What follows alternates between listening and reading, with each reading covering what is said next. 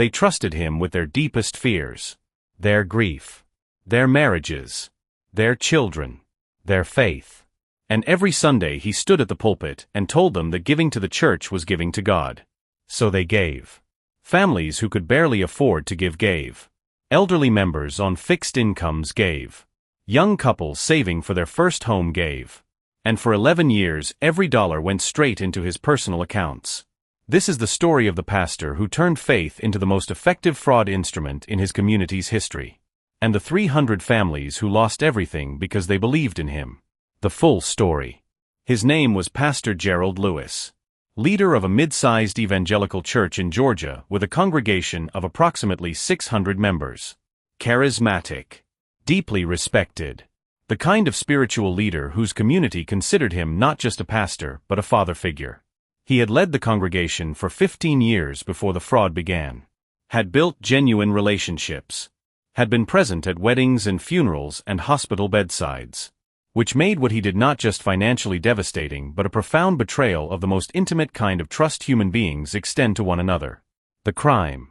Lewis's fraud operated on multiple levels simultaneously. At the most basic level, he simply diverted church tithes and donations directly into personal accounts he controlled. The church's financial oversight was minimal, a volunteer bookkeeping committee that met quarterly and deferred entirely to Lewis on matters of financial interpretation. He exploited this deference completely. He created a parallel set of financial records, one shown to the committee, one reflecting actual transactions, and managed both with meticulous care. Beyond simple diversion, he developed additional revenue streams within the fraud. He solicited special donations for specific purposes, a new church building fund, a community outreach program, a youth mission trip, collected the money and diverted it entirely. He established a pastoral discretionary fund with no oversight requirements and no accounting obligations, and used it as a personal expense account. Over 11 years he stole $3.8 million from 300 families who believed every dollar was serving God. The fatal mistakes. Lewis's fraud was discovered not by a financial audit but by a death.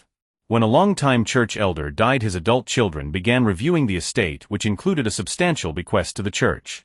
In attempting to understand how the church would manage the bequest, they requested financial statements. What they received didn't match what the church's own historical communications had described. They hired an independent accountant.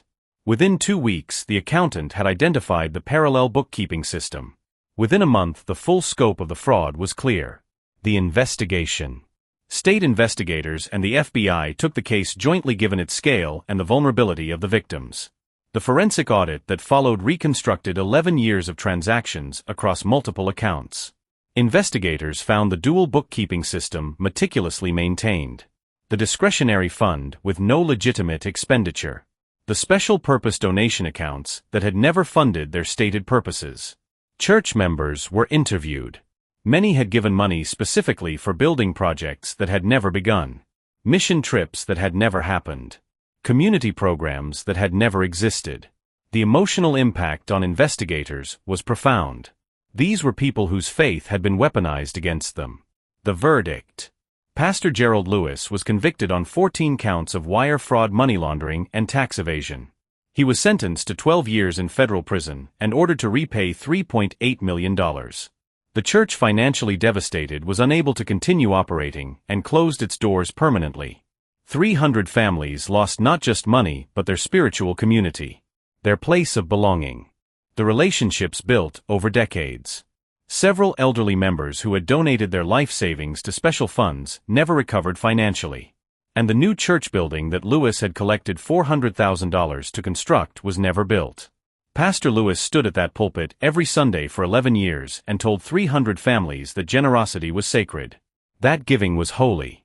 That their sacrifice meant something eternal. And he believed none of it. Tomorrow on the Fraud Files, the whistleblower who brought down a $500 million empire. And paid a brutal price for doing the right thing. Subscribe. Because the money trail never lies.